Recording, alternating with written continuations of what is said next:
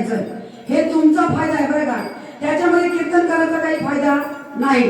तुमचा पहिला फायदा म्हणजे आपण 7 दिवस टाळी वाजवल्यामुळं आपल्या शरीराच्या सर्व नाड्या व्यवस्थित चालतात आणि टाळी वाजवल्यामुळं कमीत कमी 1 वर्ष तरी माणसाला अटॅक येणार नाही. हा तुमचा फायदा आहे. दुसरा महत्वाचा फायदा म्हणजे टाळी वाजवल्यामुळे झोप येत नाही, टाळी वाजवल्यामुळे अंगातली थंडी निघून जाते बरं का, दुसरा फायदा. आणि तिसरा महत्वाचा फायदा म्हणजे जर का तुम्ही हाताने टाळी वाजवली, मुखाने विठ्ठल विठ्ठल म्हणलं तरच कीर्तन वेळेवर सुटणार, नाहीतर नक्कीच तांबडं फुटणार. तुम्ही म्हणाल महाराज आम्ही लगेच मंडपातून उठणार, लगेच उठणार, मग तुम्हाला भगवंत कसे काय भेटणार. टाळी वाजवा, नामस्मरण करा, विठ्ठल.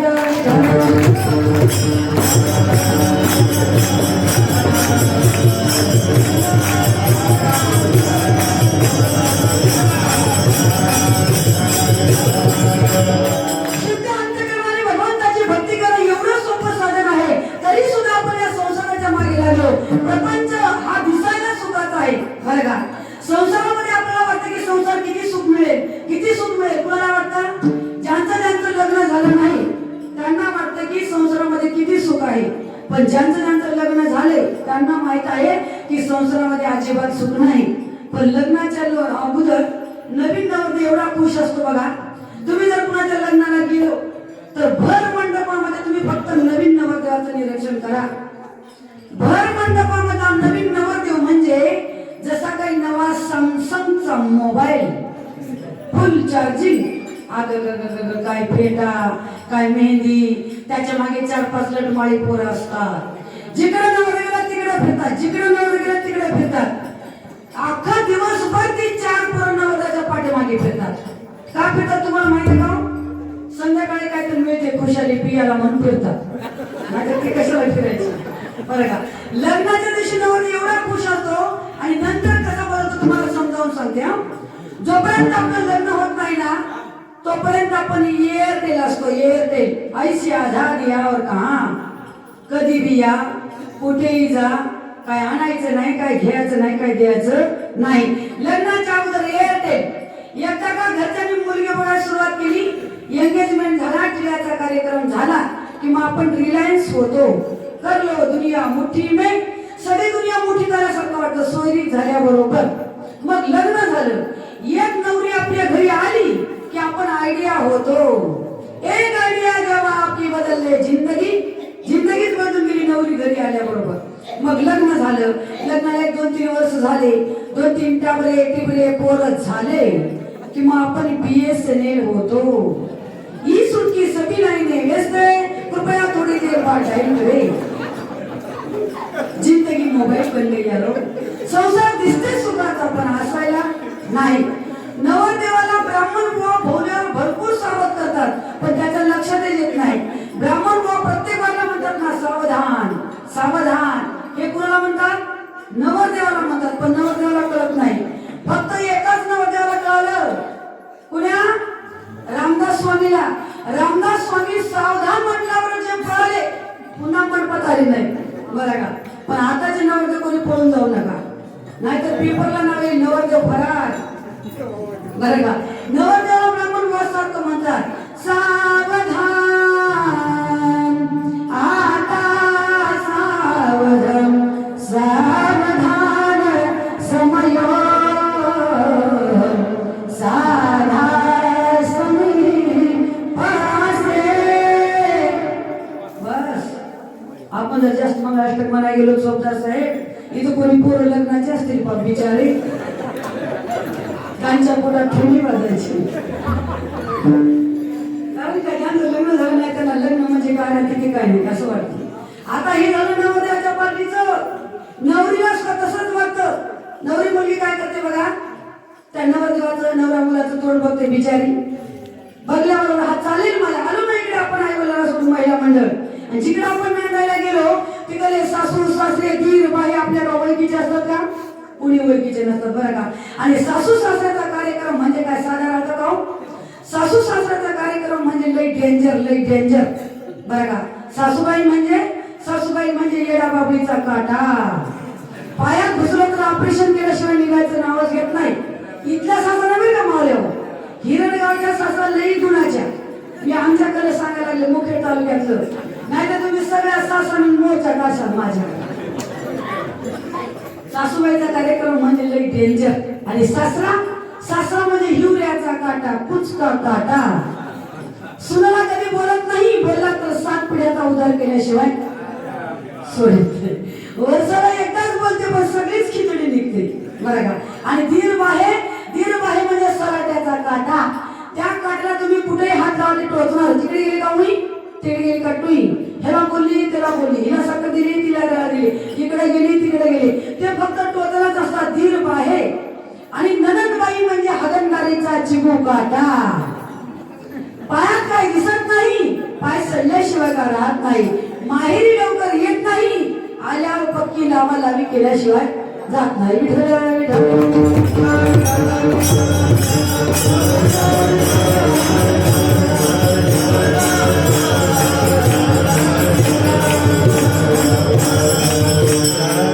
आता मला सांगा, संसारामध्ये सुख आहे का? अजिबात नाही. दिसायला दिसतो पण हा संसार मुळातच दुःखमूळ आहे. संसार दुःखमूळ.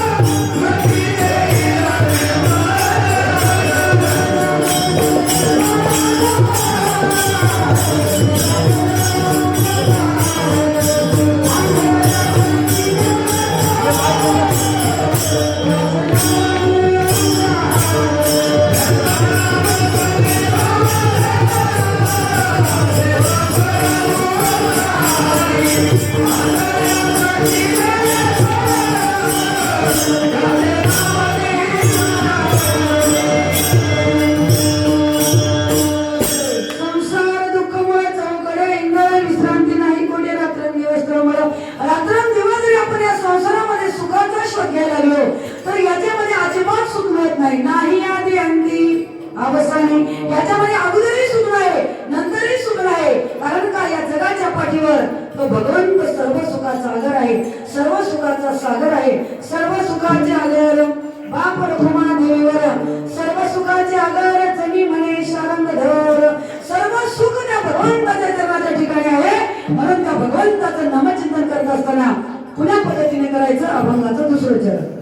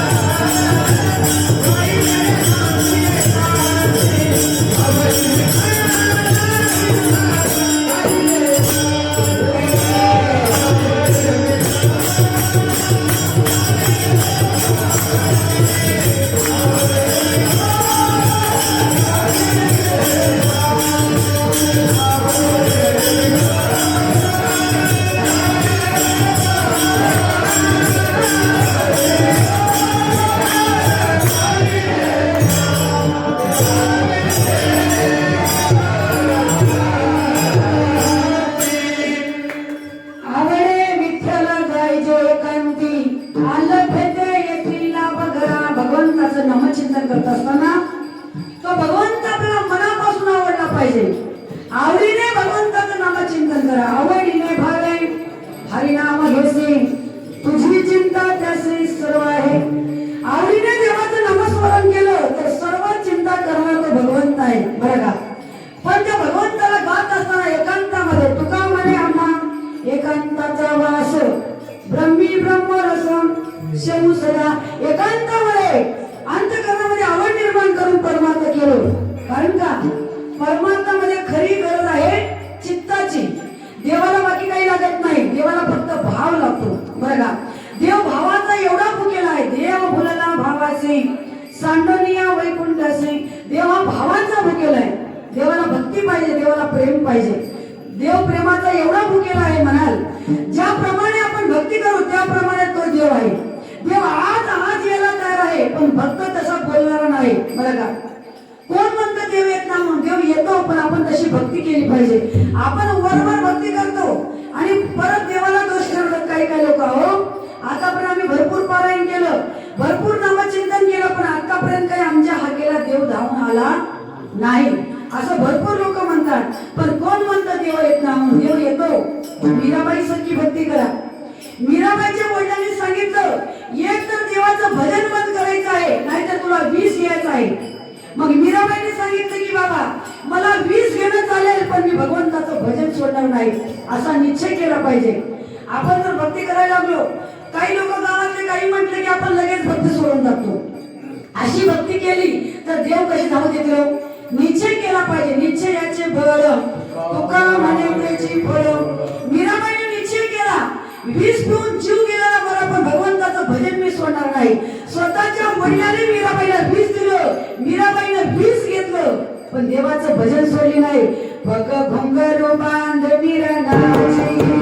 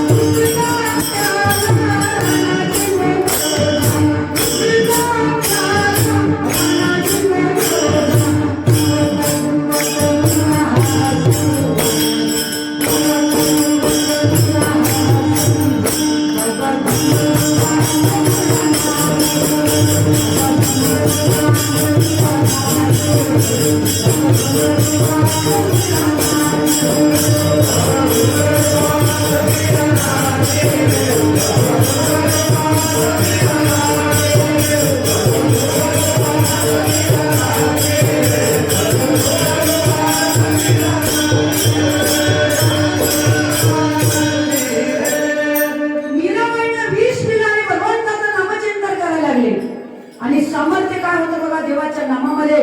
भगवंताचं नामस्मरण केल्यामुळं 20 पिढ्या मीराबाईनं आणि पचवलं भगवंताने. देवाची मूर्ती काळी झाली.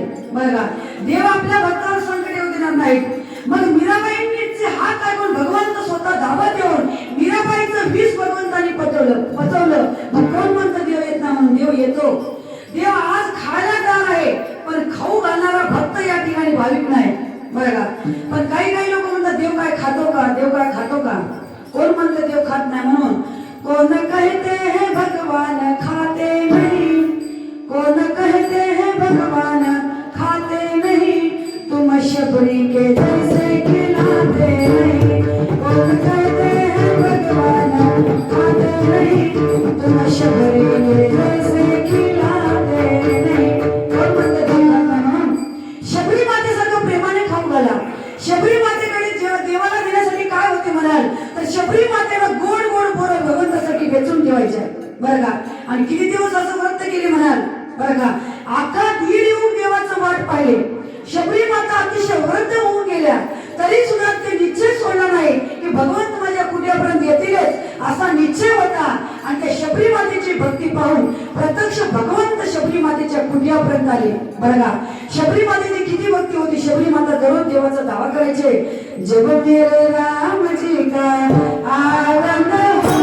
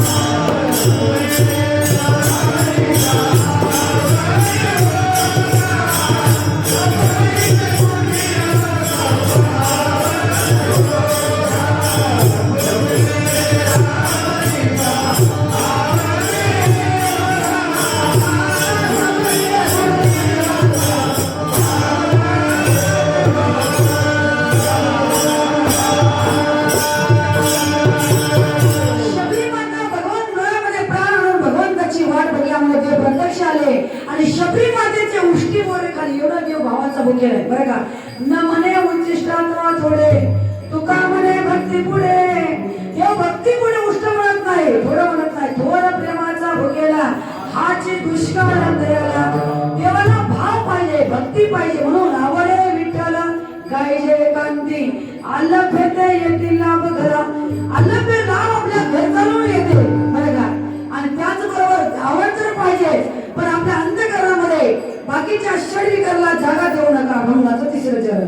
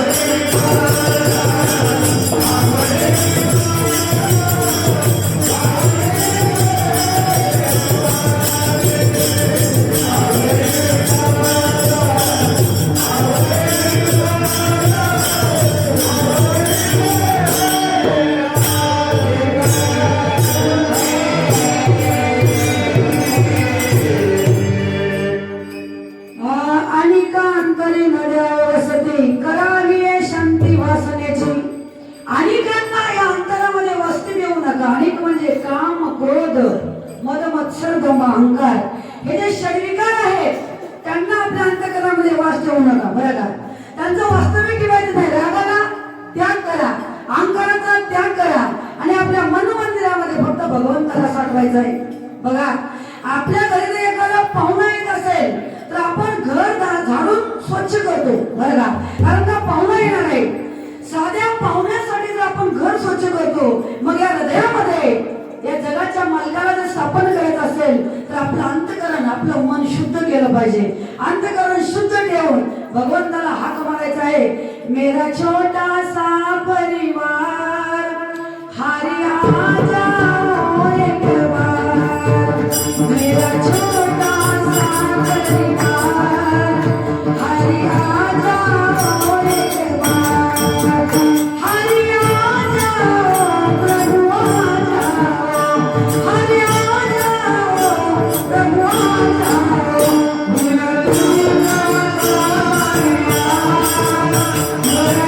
रे